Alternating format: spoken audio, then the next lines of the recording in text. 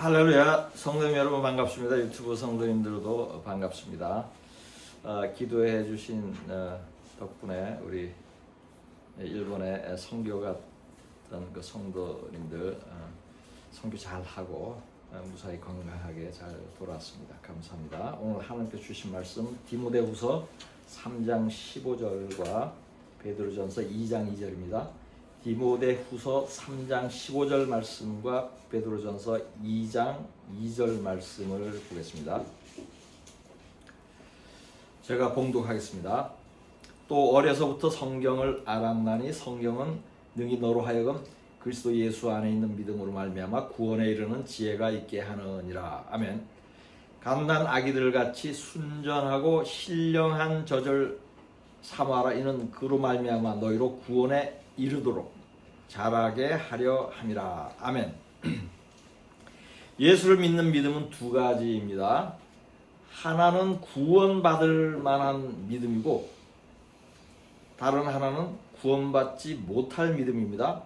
이것은 마치 시험을 보면 합격할 수 있는 점수가 있고 합격하지 못하는 점수가 있는 것과 같은 것입니다. 구원에 합격하는 점수는 누가 정하죠? 하나님이 정하십니다. 숫자로 점수를 매기지는 않지만 믿음의 크기를 측량하여서 정합니다. 믿음을 측량하는 기준은 성경에 있고 합격 여부는 하나님이 정하십니다.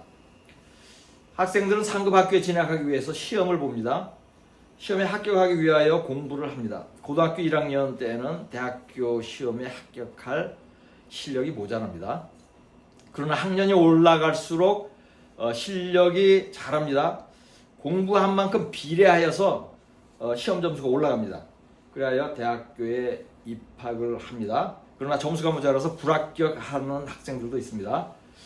입학 시험에 합격하는 원리와 구원받는 원리가 동일합니다. 예수를 믿고 교회를 다녔음에도 구원받는 사람이 있고 구원받지 못하는 사람이 있는 것과 같습니다. 고등학교 1학년 때는 공부를 잘하는 학생이나 잘하지 못하는 학생이나 대학교에 들어갈 실력이 되지 않는 것은 마찬가지예요. 믿음 생활을 처음 할 때도 그렇습니다. 사람 간의 믿음의 차이가 크게 없습니다. 그러나 믿음 생활을 해가면서 차이가 생깁니다. 믿음이 빠르게 성장하고 단기간에 큰 믿음을 갖는 사람이 있습니다. 그러나 오랜 믿음 생활을 하여도 믿음이 거의 자라지 않는 사람도 있습니다. 또한 그 중간쯤 되는 사람도 있습니다. 믿음 생활 해감에 따라서 믿음의 크기가 적절하게 성장하지 않으면 문제입니다. 왜냐하면 구원받지 못하기 때문이에요. 공부 실력이 모자라서 입학시험에 불합격하면 다시 시험을 볼 기회가 있습니다. 그러나 구원은 한 번 낙방하면 끝입니다. 다시 기회가 없어요. 세상 시험에 불합격한다고 지옥을 가는 것은 아닙니다. 그러나 구원에 불합격하면 지옥을 갑니다. 이처럼 구원에 이를 만한 믿음을 가지는 것과 입학시험에 합격할 실력을 갖는 것은 차원이 다른 문제입니다. 제가 비유는 하였지만은 그러므로 성경은 오랜 신앙생활을 한 사람들이 성경을 모르고 믿음이 작은 것을 책망합니다. 히브리서 5장 12절 13절 말씀을 보겠습니다. 때가 오래되었으므로 너희가 마땅히 선생이 되었을 터인데 너희가 다시 하나님의 말씀의 초보에 대하여 누구에게서 가르침을 받아야 할 처지이니 단단한 음식은 못 먹고 젖이나 먹어야 할 자가 되었도다. 아멘. 하나님의 말씀의 초보를 모른다는 것은 단지 성경을 모르는 것을 지적하는 것이 아닙니다. 믿음도 초보에 있다는 뜻이에요. 이들은 선생이 되어야 할 정도로 신앙생활을 오래 한 사람들이에요. 그런데 구원받을 만한 믿음이 없는 것이에요. 신앙의 초보이고 성경 지식의 초보이고 믿음의 초보 상태에 머물러 있습니다. 현재 한국교회의 교인들이 많은 교인들이 대부분의 교인들이 이러한 믿음을 갖고 있습니다. 그럼에도 불구하고 목사들은 이들을 구원받았다고 말합니다. 그러니 교인들이 자신의 믿음을 돌아보지 않습니다. 성경을 묵상하지 않습니다. 히브리서의 저자가 섬기던 교회 안에 이러한 사람들이 많았습니다. 2000년이 지난 지금의 한국 교회도 마찬가지입니다. 그렇다면 믿는 자들은 자신의 믿음이 초보인지 중급인지 고급인지 살펴봐야 합니다. 구원받을 만한 믿음인지 점검해야 합니다. 한 번 구원은 영원한 구원이 아닙니다. 구원은 이루어가는 것입니다. 빌립보서 2장 12절을 보겠습니다. 그러므로 나의 사랑하는 자들아 너희가 나 있을 때뿐 아니라 더욱 지금 나 없을 때에도 항상 복종하여 두렵고 떨림으로 너희 구원을 이루라. 아멘. 구원은 믿음으로 결정됩니다. 구원받는 믿음은 초급이 아니어야 합니다. 상급이어야 합니다. 크고 견고해야 됩니다. 사도행전 14장 9절을 보겠습니다. 바울이 말하는 것을 듣거늘 바울이 주목하여 구원받을 만한 믿음이 그에게 있는 것을 보고 아멘. 구원받을 만한 믿음이 있다면 구원받지 못할 만한 믿음도 있는 것이죠. 구원받지 못하는 믿음은 전혀 믿지 않는 것과 동일합니다. 합격 점수가 80점이라면 70점을 받거나 빵점을 받거나 합격 못하는 결과는 같습니다. 이것이 구원과 믿음의 관계입니다. 제가 성경을 가르치고 양육한 교인들 중에 처음부터 구원받을 만한 믿음을 가진 사람은 매우 드물었습니다. 그러나 양육을 받고 성경을 배워감에 따라서 구원받을 만한 믿음으로 자라는 사람들은 있었습니다. 저는 모든 사람에게 동일하게 가르쳤습니다. 진리를 가르쳤습니다. 성경을 가르쳤습니다. 신학이나 교리를 가르치지 않았습니다. 성경 말씀을 삶에 적용하는 것도 가르쳤습니다. 권면과 예언의 말씀은 성도마다 달랐습니다. 삶에 적용하는 문제도 개인마다 달랐습니다. 매우 빠르게 믿음이 자라고 거룩하게 변하는 성도들도 있었고 변화가 별로 없는 성도들도 있었습니다. 그러나 그들이 성경을 배우고 설교를 들을 때의 반응은 별 차이가 없었어요. 저희 가르침과 설교에 모두 큰 은혜를 받았습니다. 성령께서 주신 은혜이죠. 그러나 배운 말씀대로 행하는 일에는 성도 간의 차이가 있었습니다. 시험이 왔을 때 반응하는 것도 차이가 있었습니다. 믿음은 여기에서 결정됩니다. 믿음의 크기는 성경 지식의 크기에 비례하지 않습니다. 믿음은 순종에 비례합니다. 순종도 말씀을 알아야 할 수 있는 것이므로 성경 지식이 필요합니다. 그러나 이러한 지식을 얻는 것은 어렵지 않습니다.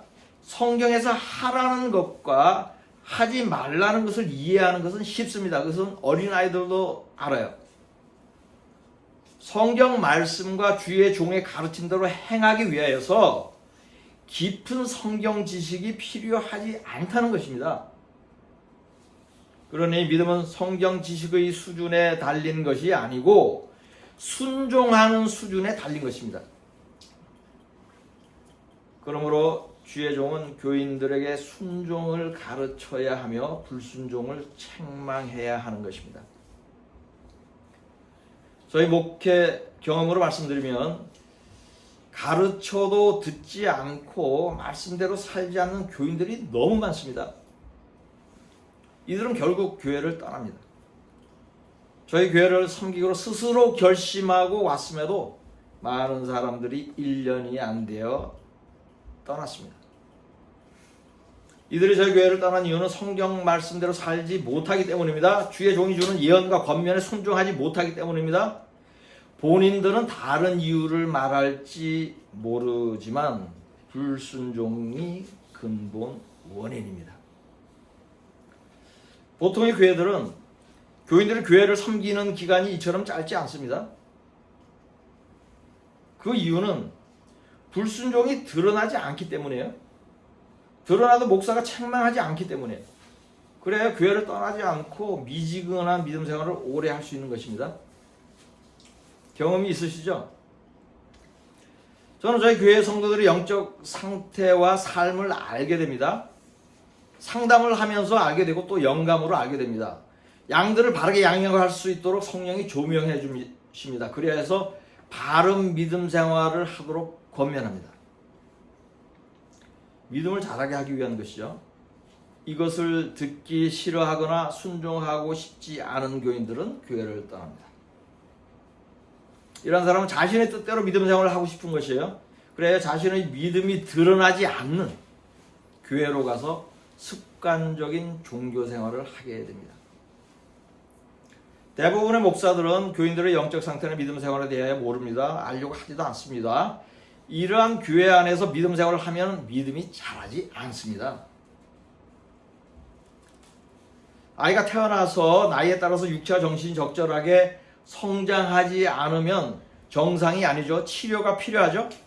마찬가지로 믿는 사람이 믿음 생활을 연륜에 따라서 연륜에 맞게 믿음이 성장하지 않으면 정상이 아닙니다. 치료가 필요합니다.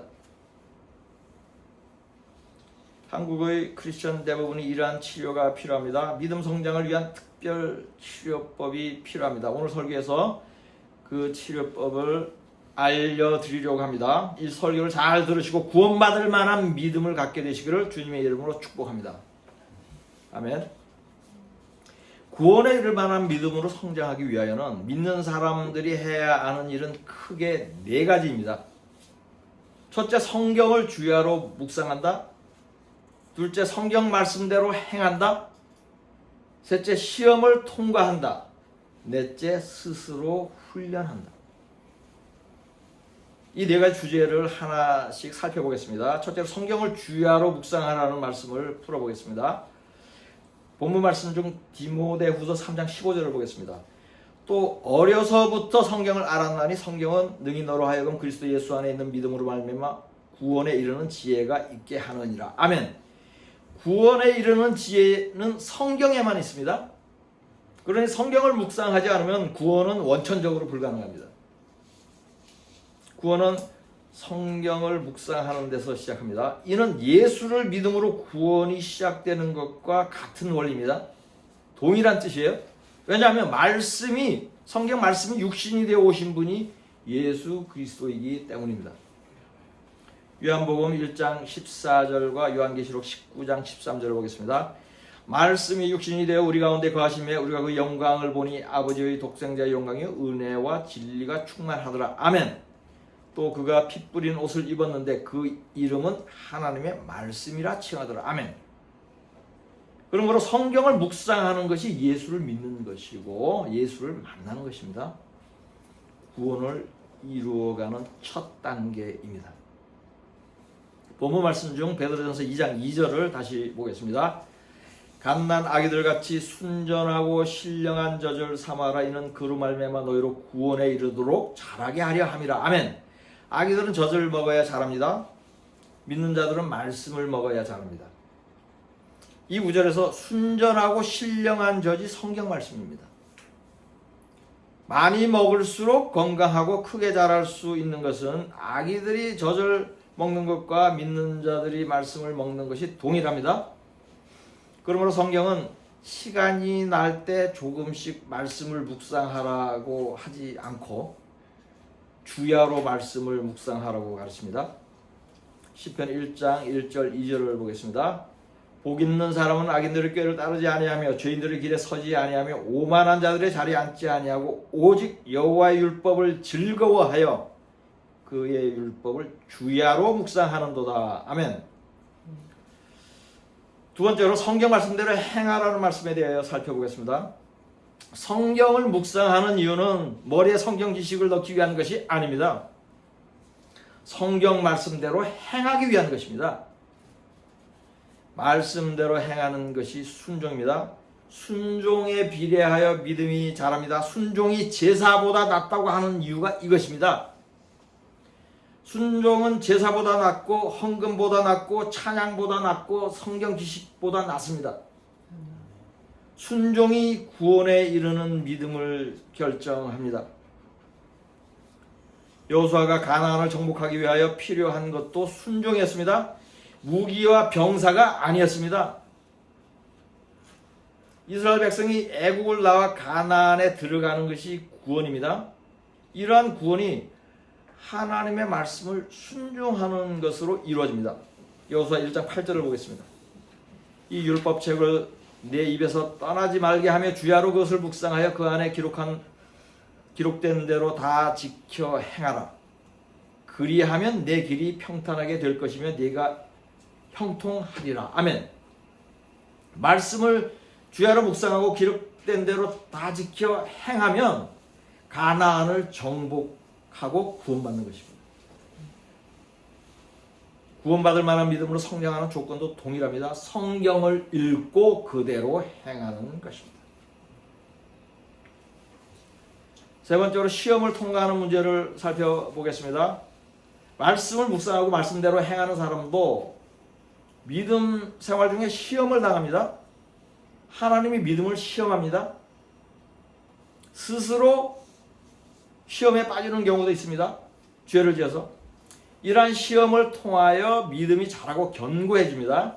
시험을 받지 않는 사람은 없습니다. 예수님도 성령을 받은 후에 40일 동안 광야에서 시험을 받았습니다.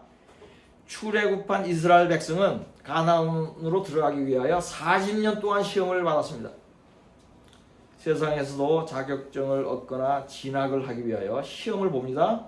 한 번에 시험에 합격하는 사람이 있고 시험에 떨어지는 사람도 있습니다. 시험에 떨어지면 동일한 시험을 다시 보아야 합니다. 믿음에 대한 시험도 이와 유사합니다. 시험에 통과하지 못하면 유사한 시험이 계속 닥칩니다. 예수님은 40일 만에 시험을 통과했습니다. 이스라엘 백성은 40일이면 가는 거리를 40년이 걸렸습니다. 시험을 빨리 통과하지 못했기 때문입니다. 믿음의 선진들도 시험과 고난을 겪으며 믿음이 자랐고 하나님으로부터 의롭다고 인정을 받았습니다. 믿음이 강한 사람조차도 더 강하게 하기 위하여 연단을 받기도 합니다. 다니엘 12장 10절을 보겠습니다. 많은 사람이 연단을 받아 스스로 정결하게 하며 희게 할 것이나 악한 사람은 악을 행하리니 악한 자는 아무것도 깨닫지 못하되 오직 지혜 있는 자는 깨달으리라. 아멘. 이 구절은 세상 끝날에 대한 예언의 일부입니다. 마지막 때 두 부류의 사람들을 대비합니다.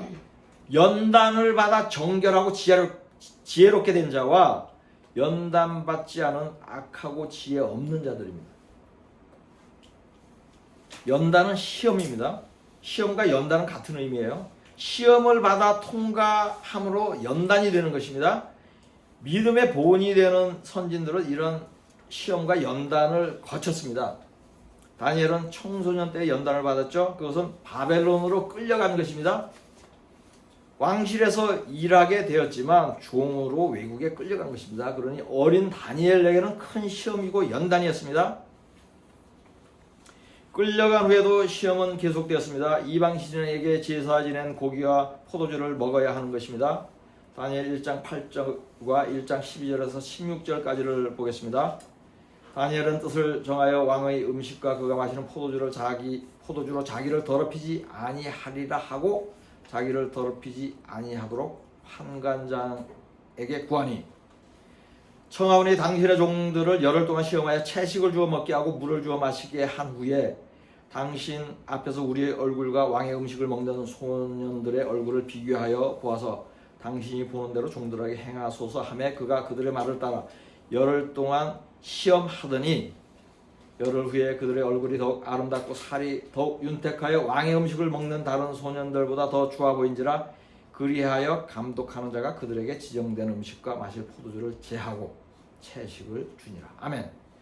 다니엘은 종으로 끌려간 신분임에도 불구하고 믿음을 지키기 위해서 귀신에게 제사 지낸 음식을 못 먹겠다고 했습니다.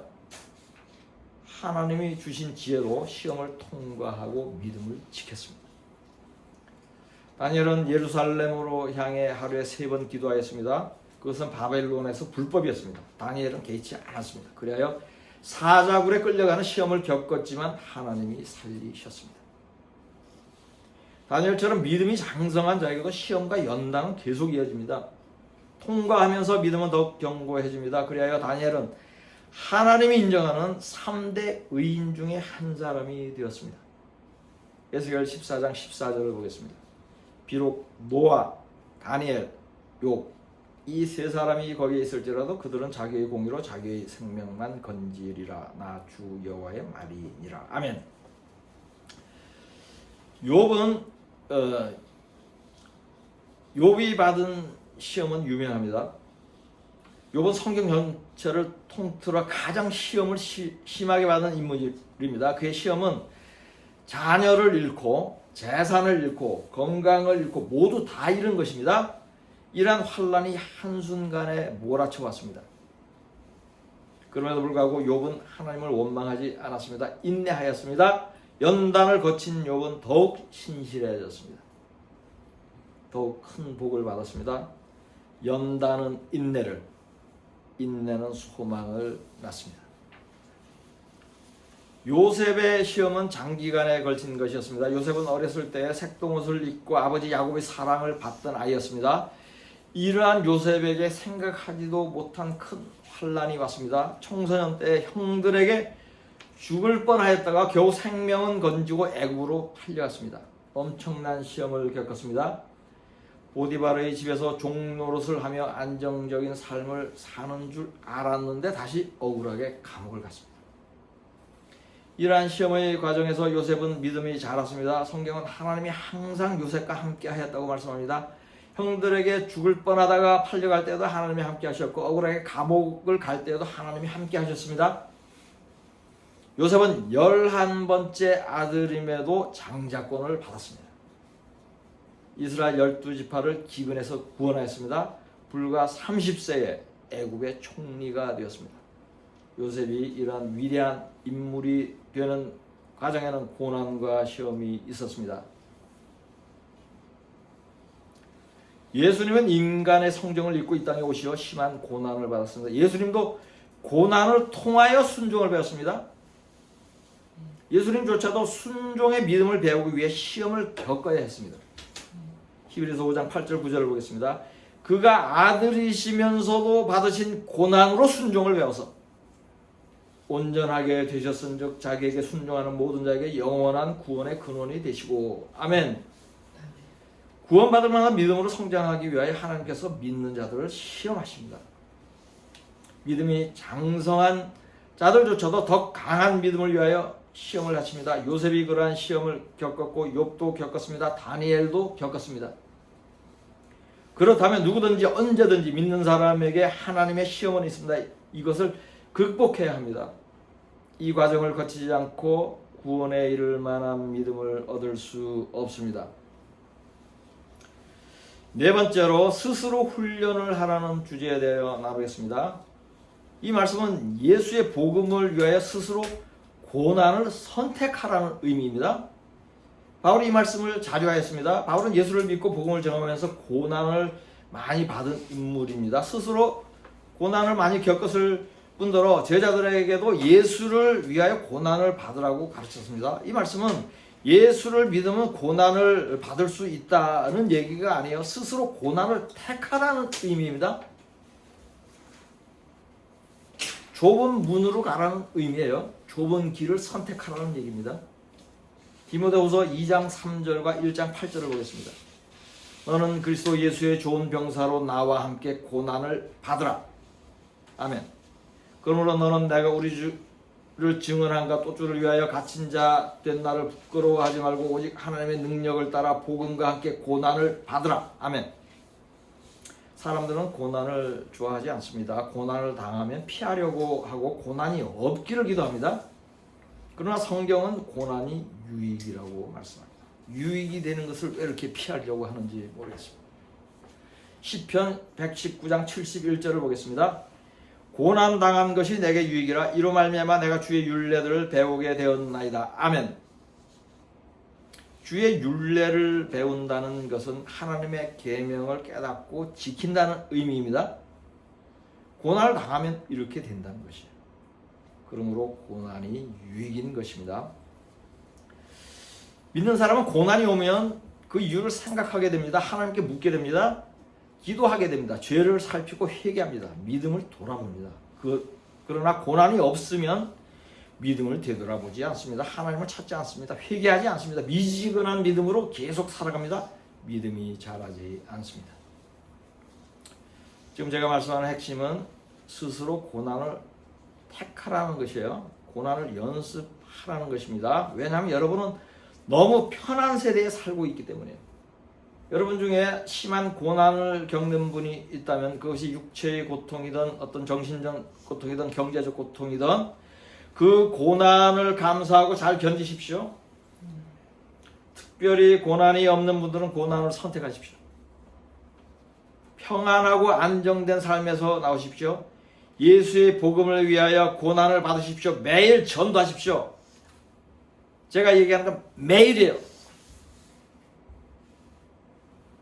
오지로 선교를 가세요. 소유를 팔아서 가난한 자에게 직접 나눠주세요. 이렇게 하는 것이 스스로 믿음을 훈련하는 것입니다. 이것이 말씀을 주야로 묵상하고 말씀대로 순종하고 하나님의 시험을 통과한 사람들이 마지막에 들어가는 과정입니다.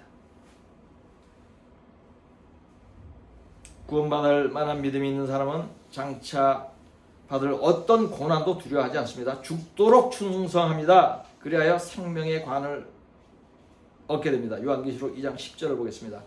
너는 장차 받을 고난을 두려워하지 말라. 볼지어다 마귀가 장차 너희 가운데서 몇 사람을 옥에 던져 시험을 받게 하리니 너희가 10일 동안 환난을 받으리라. 내가 죽도록 충성하라. 그리하면 내가 생명의 관을 내게 주리라. 아멘. 이제 휴거 전에 모든 예언이 성취되었습니다. 잠시 후면 주님은 오시고 자신의 신부들을 공중으로 데려가실 것입니다. 그 후에 세상은 대환란으로 들어갑니다. 온 인류가 엄청난 시험과 고난을 겪을 것입니다. 시험을 받아 정금처럼 된 성도들과 복음을 위해 스스로 고난을 택한 성도들은 그날에 모두 공중에서 주를 볼 것입니다. 왜냐하면 이들은 연단을 받았으니 환난에 남겨져서 다시 연단을 받을 이유가 없기 때문입니다. 성도 여러분 모두 구원받을 만한 믿음을 잘 준비하시어 그날에 모두 휴가 되시기를 지금 오고 계신 메시아 우리 주 예수 그리스도의 이름으로 축복합니다. 본문 말씀으로 설교를 마치겠습니다. 또 어려서부터 성경을 알았나니 성경은 능히 너로 하여금 그리스도 예수 안에 있는 믿음으로 말미암아 구원에 이르는 지혜가 있게 하느니라. 갓난 아기들 같이 순전하고 신령한 저절 삼아라. 이는 그로 말미암아 너희로 구원에 이르도록 자라게 하려 함이라. 아멘.